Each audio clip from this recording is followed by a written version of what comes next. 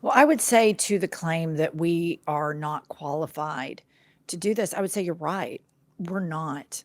And that is sad that we have this big of an audience and that this many people listen to us. And it is an indictment on the Democratic Party and their messaging and on mainstream corporate media that Mm, two women from Oklahoma started talking about politics and that we've ascended in this manner. So they're mm. 100% right. We are not qualified. I think about it all the time. I was an interior designer 2 years, 3 years ago. I still am. I still do projects.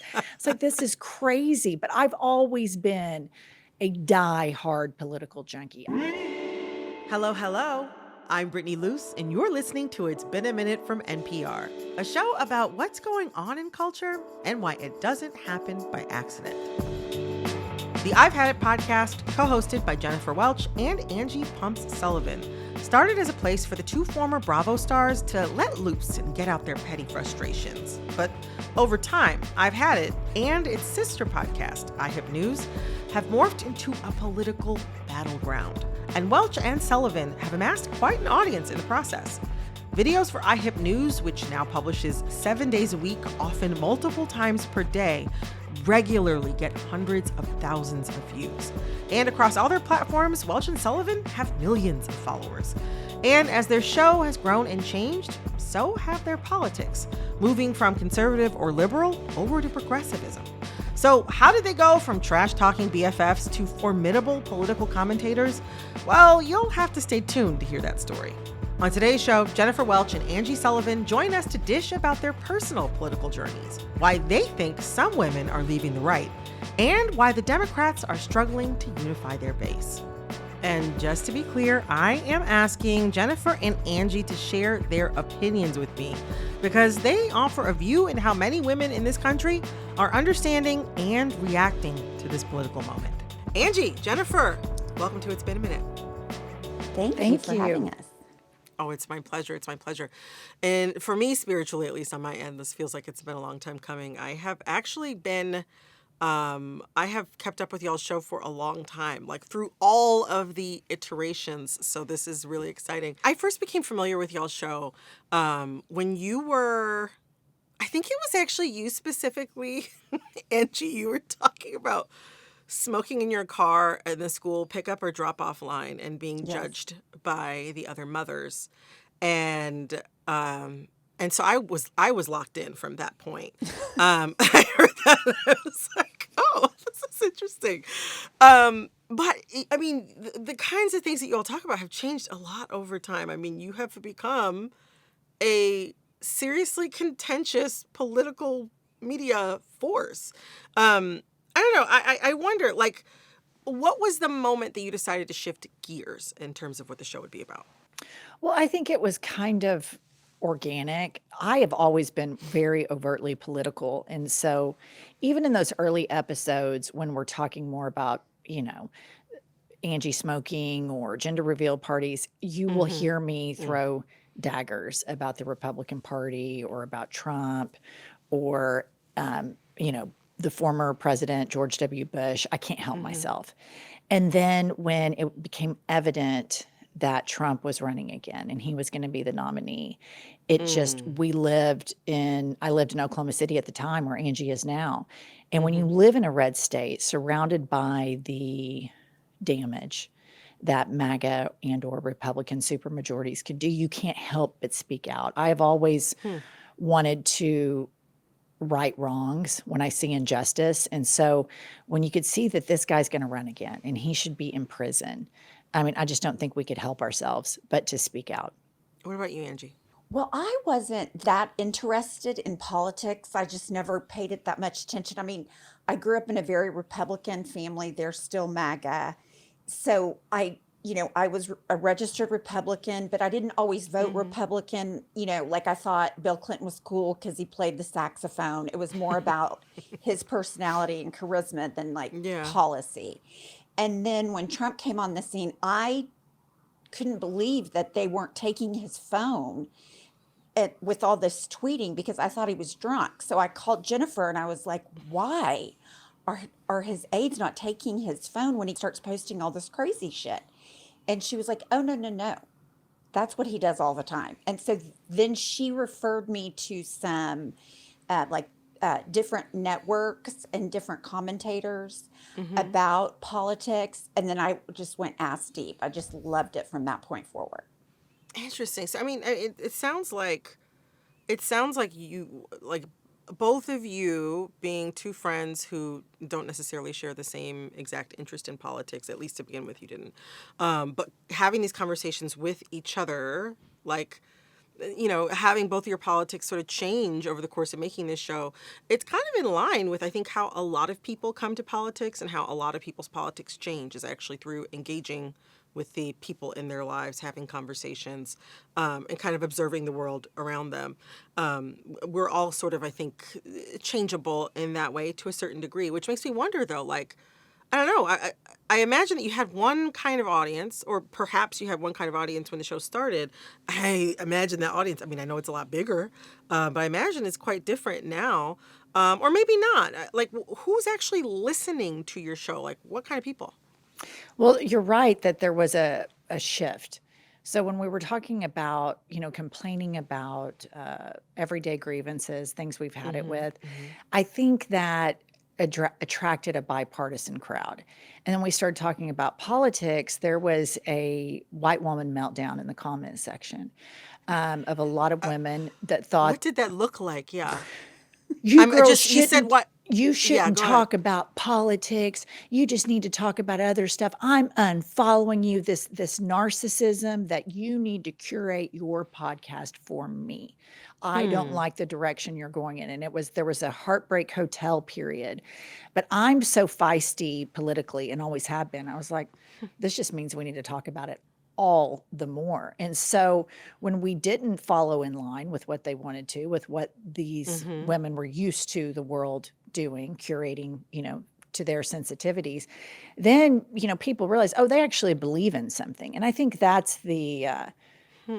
thing that's really important right now is, are your politicians, are the people that you're listening to that are commentating the news, are the journalists, do they believe in it, or is it just transactional?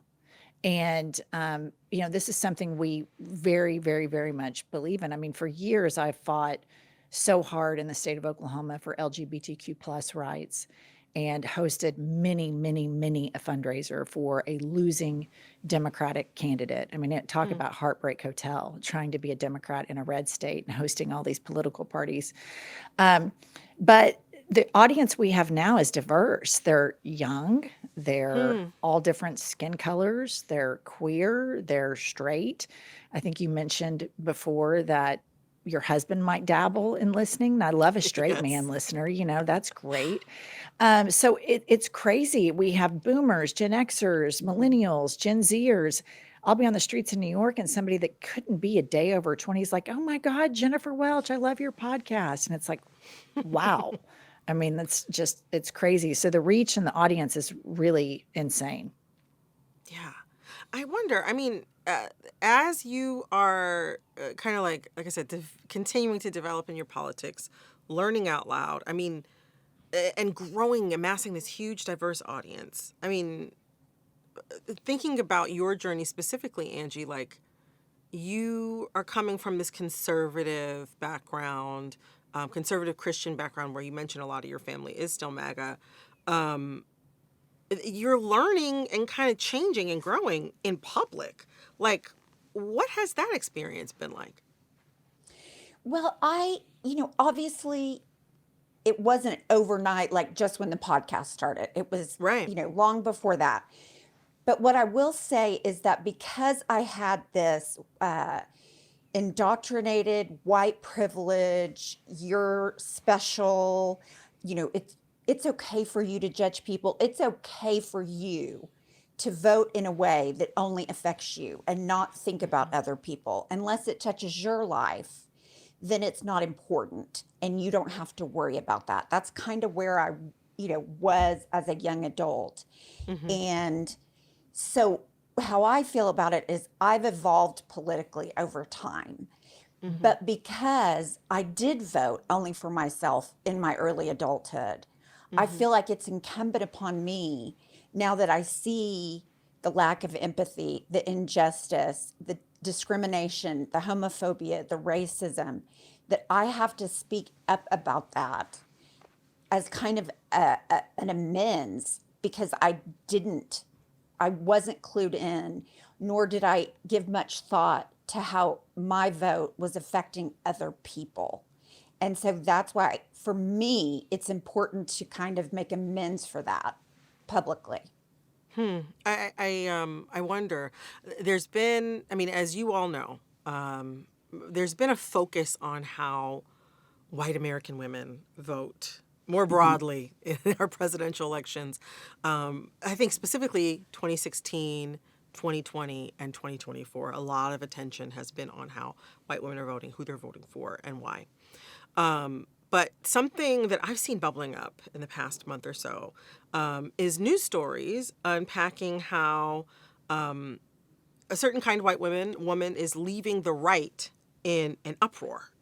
They are fed up with, some of the rhetoric that they're hearing and seeing, and they're not feeling it anymore. Like I said, they're leaving in an uproar. I wonder, what do you all think about that trend? What do you all think about that move away from the right for some white women specifically? I don't trust it. I know these women. These women are wildly indoctrinated into a culture where they think the world should be curated for them. It's not popular to like Trump right now, and so they're jumping off. Do I think these women are going to come out in droves and vote for progressive candidates or vote for Democrats? No. All we're seeing in the polling is they don't like Trump. I think the majority of these people, if for some reason there wasn't this constitutional amendment, if he ran again, I think they'd vote for him again. And so I'm not ready to whip out the welcome mat because I think when push comes to shove, most people end up going back into their media spaces. They go back to the spaces that are comfortable for them, whether it's a structure of white supremacy or a structure of internalized misogyny. They find their space back there.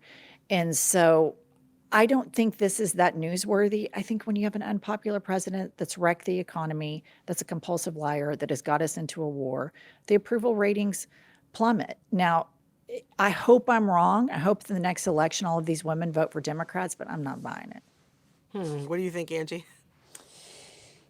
Well, here's the thing. I have found that having grown up with super evangelical, patriarchal upbringing, like I grew up in a misogynist household without realizing it was misogynist because that's just all I knew.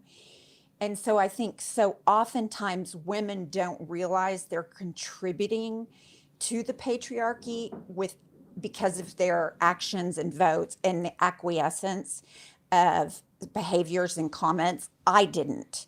It took me getting into adulthood to, start seeing that.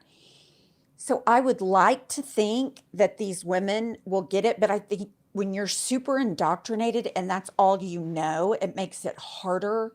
And I'll just say, I live in Oklahoma, which is abortion ban state, and women still voted for Republican politics and politicians after their rights were taken away because they just assumed it wouldn't happen to their daughters, it wouldn't happen to them. They don't have to worry about it. Kind of just this, I call it like entitlement. The entitlement of these white women to vote against their own interests because there's such a feeling that it won't happen to me, I'm different. And I latch onto that because I had that. That's where the space that I grew up in and where I came from. So I would have to say I don't know that I think it's going to last. It takes a lot of work. Jennifer, I mean, even though you started off as like a self-described like atheist liberal from the jump, you have also kind of grown and changed in your politics as well over the course of the show.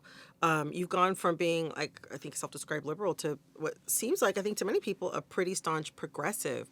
But in so many ways, I find that perhaps the political stances that might cause many people to qualify you as a progressive also put you, like many people who might vote democratically, out of step with the Democratic Party's establishment. Talk to me about how you see your journey reflected in the ever-growing gap between Democratic voters and the Democratic Party. Now, this is a change that I think will manifest at the voting booth. I think a lot of women that identify as Democrats, that identify as liberals, that watch MSNBC or read more objective journalism, since 2024 have found themselves somewhat politically homeless. Because when we talk about the Democratic establishment, we talk about the ruling class. We think about Hakeem Jeffries. We think about Chuck Schumer.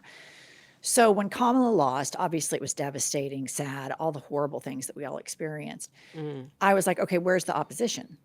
What are they doing? And I think the Democratic establishment is not listening to the base. My story and my evolution from liberal to progressive, this is where I think a massive change is happening all over the country. I think independents have moved to liberal/progressive spaces.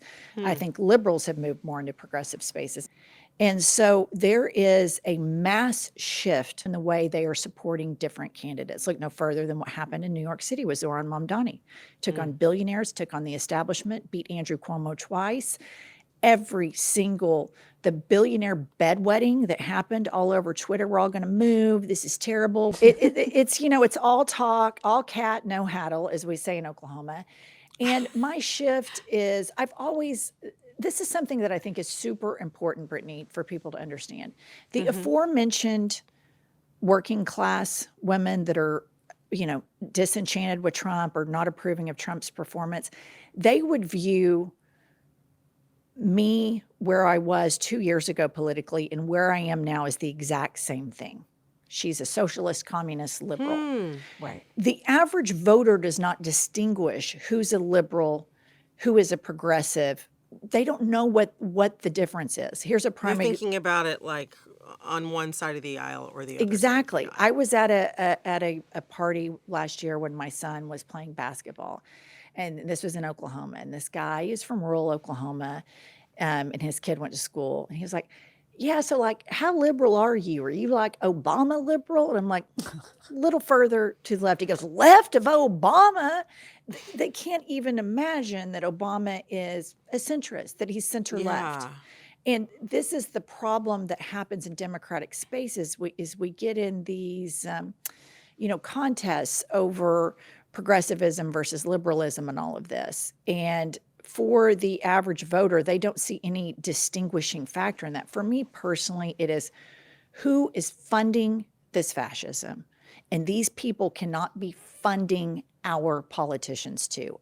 Then, if they do that, that would make the politicians receiving these same funds fascist collaborators. So I think we're seeing a huge kind of desire to return to an FDR style politics within the party, where the party is servicing people, not billionaires. And I think a lot of our Democratic politicians right now are servicing billionaires. I mean, I don't think you're alone in that assumption or assertion. But I think when challenged on these things, or when, or even if you bring up the F word as in fascism, I think there are a lot of Democratic politicians that would say that they are not fascist. There are a lot of Republicans that would say they're not fascist as well, but aren't fascist or aren't collaborating with fascism, that might push back on how you're saying that they receive their money. What do you say to that? I would say that's why you lose. You are trying to go out and word salad and not speak the truth to the people. Zoran Mamdani stood in the Oval Office, and a journalist said, "Do you still think President Trump is a fascist?" And he was like, Trump was like, Trump was so smitten with him. He goes, "Go ahead, say it." And Zoran was like, "Yes, I do. He is a fascist. They are fascists. Hakeem needs to say it. Chuck needs to say it. The reason they don't say it is because they want to keep getting the money, because they are broken by these corporate interests. We lose because we do not tell the truth." Think about it this way. Trump, the initial thing that people liked about him, well, boy, he sure does tell it like it is. He sure does just say what everybody else is thinking. He had the impression of being a truth teller that couldn't be compromised. There is something I think that you're getting at in terms of a plain spokenness a plain spokenness. There is, like you said, calling it as people are seeing it, using words that people would use in everyday speech and the conversations that they have with their friends, that they have at the proverbial, beauty shops, barber shops, text, threads, all these things like that. That I think people have said for a long time that they feel is missing on the left or has been missing from the Democratic Party. There is something there to what you're saying, this idea of this sort of plain spokenness. And I kind of see that reflected in the appeal that you all have with a wide ranging audience. What do you think it is that has people so invested in the two of you and what you have to say and how you're saying it? I would say, first of all, Jennifer is a gifted communicator and she's way better at that than I am. And she has always been able to put things together that I kind of have to follow. But I think what we heard in the beginning still remains true is the chemistry between the two of us, and that we're not scared, like, okay, you're mad at me or, you don't like me, you're going to unfollow. Who cares? Like, when you're worried about pleasing everybody all the time, you please no one ever. And so we've just kind of taken the approach that we want to please ourselves. We want to be true and be honest and authentic to ourselves. And I really believe people get that. I think they identify with that. Why do you think people are responding to it so strongly, though, and right now? I think in a void that corporate media is both sidesing things. The president sent out a tweet that he wants to annihilate an entire civilization. He is saying the war's almost over, and then why on earth did he start this war? They want to go to people that are confirming, no, you are not a crazy person. Everything you see, we see too. And so then you form a sense of community in the truth. And it is, I don't think that everybody that listens to us agrees with everything that we say, but I think that's weird if they did. I think that a political party, an opposition party to this fascist takeover that is happening to our country right now, is a big tent party that welcomes leftists, democratic socialists, center-left, hardcore capitalists. But the one thing that we have to have in common is we are not going to take money from the people that fund fascism. And so people are fed up. They're fed up with all of this corporate power, and they're starting to realize, oh my gosh, some of these complaints about there being a uniparty, that's a little bit true.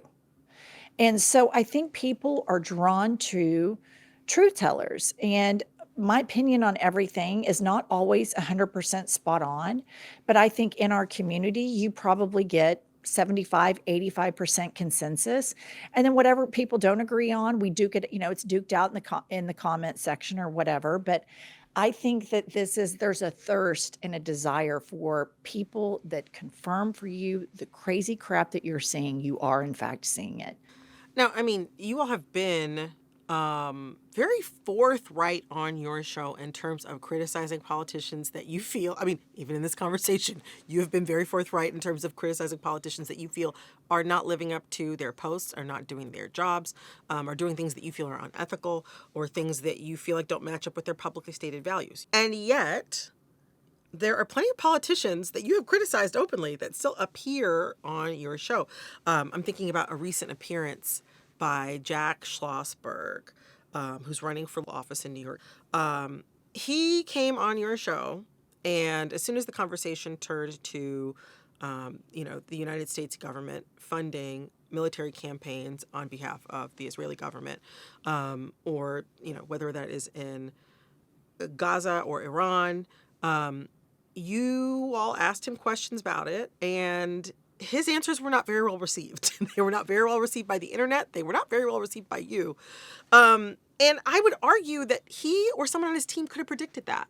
That it's pretty well known that you guys are not going to see eye to eye on that. What do you think about that dynamic with politicians, again, that you all would openly disagree with, that already know that they're going to be grilled by you, or politicians that have already heard you say things about them, suggesting that they are unethical, suggesting that they are going about things the wrong way.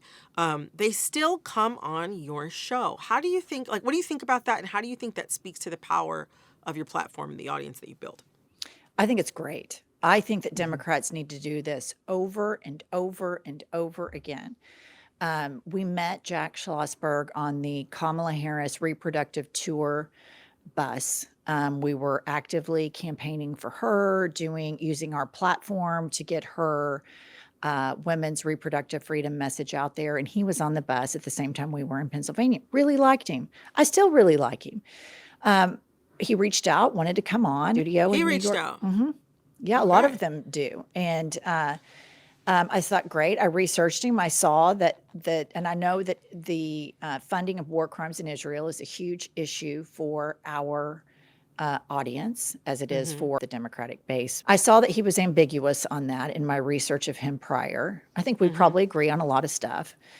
And in a very civil way, I tried to offer him a million off-ramps. And at some point in the interview, I said, I hope that you think about this, Jack. I hope that you really, really think about this.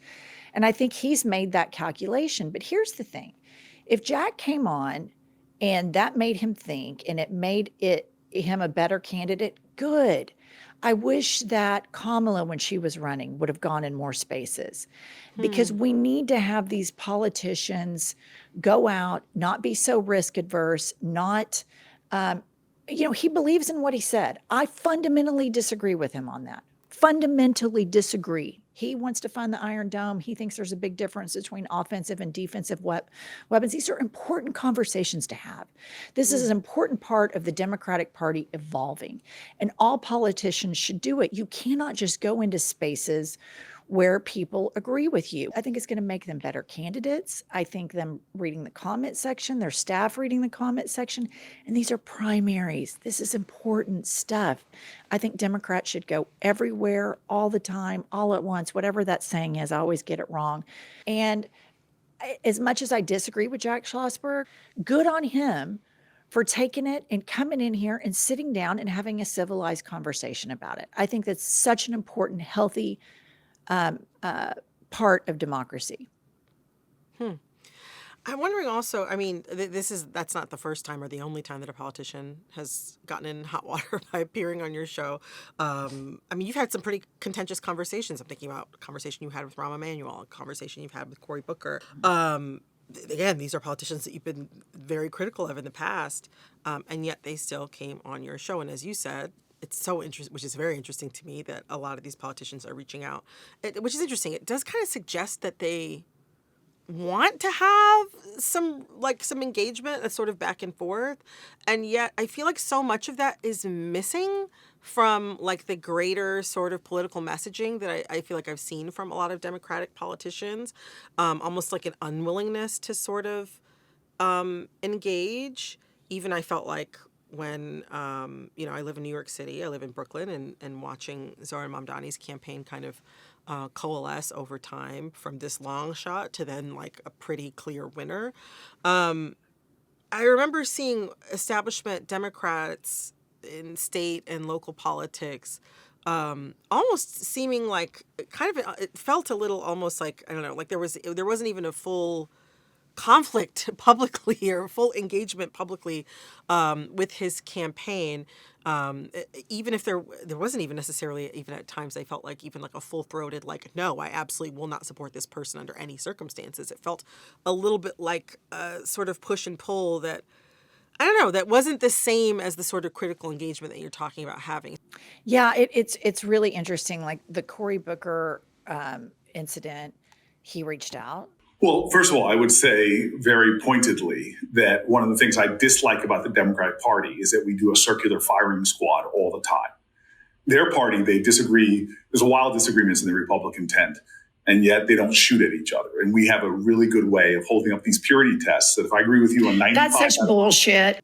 Rahm Emanuel reached out. We were really south on kitchen table issues. We weren't really good about the family room issues. I disagree with you. I disagree with you 100 Okay, the only room we million were do really well was the bathroom. And that's the smallest room in That the is house. such bullshit. I don't know if a part of it is they're still thinking like, oh, these women, were always called like mom podcasters. Wine moms. Yeah. So I don't Yeah. know if there's still that. I don't know if it's hubris on their part. I mean, like, I doubt if I called Cory Booker right now, he'd come back on. I mean, I think that goose is probably cooked. But, but, there's always this thought that I talked to Mehdi Hassan about this once. There's always this thought that if maybe you're too aggressive on them, then all of the politicians will blackball you. Well, then I told Mehdi, isn't that the story? We've covered so much ground in this conversation. And I mean, similar to the way that you guys do on your show.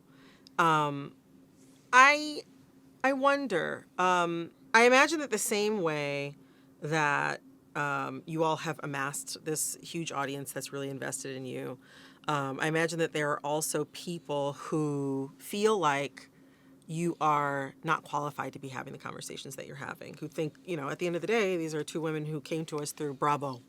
And who are they and what do they They know say it and what do they on know Fox about News any all of the this time. stuff? Yeah, I mean, yes, it is said on Fox News all the time. And I'm wondering, I don't know, there also is, though, I feel like in so many ways, as we've discussed, like the way that your show has grown, the way that you both have sort of grown and changed in your politics is indicative, I think, of a lot of the conversations that a lot of women, American women, are having with themselves more broadly, whether they are moving further to the left, whether they are in a tug of war with their politics on the right. Why do you think it's so important that we pay attention right now to how women are thinking, evolving, changing, developing politically in this country? Why do you think this is something we should be paying attention to, especially this year during midterms? Well, I would say to the claim that we are not qualified to do this, I would say you're right. We're not. And that is sad that we have this big of an audience and that this many people listen to us. And it is an indictment on the Democratic Party and their messaging and on mainstream corporate media that two women from Oklahoma started talking about politics and that we've ascended in this manner. So they're 100% right. We are not qualified. I think about it all the time. I was an interior designer 3 years ago. I still am. I still do projects.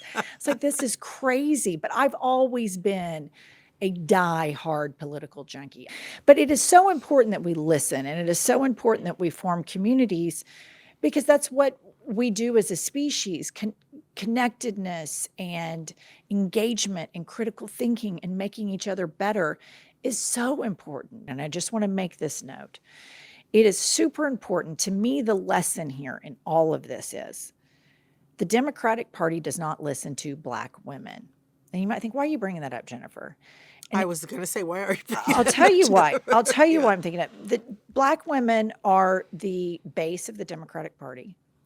Black women forever have organized and come out in droves to elect Democrats. They have been telling us for decades, we have a policing problem in our neighborhoods. We have issues in our neighborhood. The police are indiscriminately shooting people whose hands are up. And then a lot of white women found out when the two shootings of white people happened in Minneapolis. Oh my God, I can't believe this happened in America. And I'm like, this has been happening in Black America this whole time. All of our civil rights, all of our humanity is connected. And so as horrific as this experience is for me and for Angie, white privileged women, this is not a new experience in Black America. And so I think the message here is we need to listen to all of the voices in our party, the people who are signaling, hey, we have an erosion of civil liberties here. We have human rights violations. We have dirty cops at play here. Listen to them. Because if you don't listen, then it incubates it. And it incubates it all the way to now, what do we have in the Oval? It's a room full of dirty cops. We have a room full of dirty cops because we have continued to have two different types of justice systems, two different types of listening structures, whose crimes matter, whose crimes don't matter. And I just think there's a really important messaging in reconciling all of these things. And I think a lot of the problems that we have with MAGA go back to our historic, horrific problem with race. And I just really believe that we need to listen to Black women specifically. Angie, any final thoughts from you? Why do you think it is important that we be paying attention to how women are doing their politics in this moment? I would say women have, they're the base of the economy. They are the ones that run the household, have careers. They do everything. And to minimize them and for them to allow it, like I allowed it, and internalize the misogyny, we have got to wake up. When you look at Project 25 going to Project 26, and you see all of the different ways that this MAGA party and the Christian nationalism wants to minimize women and their role back to trad wives. As women, we need to be forward thinking and really take ownership, way more than I did as a young adult, and take ownership of, I have been given the opportunity to go to school, to work, to buy a house, to have a credit card in my own name. I don't need permission from anyone. And what this Christian nationalism MAGA party wants is they want to take that away. So more women stay in marriages because they can't get a job and they're financially tied and abused to these men. And it is so dangerous. And we need, as women, to continue to tell people, you're sitting in privilege, but look at what is happening, forward thinking. And so for me, that's where I think is, we've got to tell these women, stop it. You've done it for too long. You have to take ownership. It is dangerous at this point. Well, oh my gosh. Angie, Jennifer, I have really enjoyed talking with you both today. It has been a pleasure. Thank you both so much. Thank you, Brittany. Thank you, Brittany. That was Jennifer Welch and Angie Pumps Sullivan, co-hosts of the I've Had It podcast and IHIP News. And to all of you watching, thank you so much for hanging out with us. Be sure to come back to this feed every Tuesday for a fresh video episode. You can watch these episodes exclusively on Spotify, YouTube, and the NPR app.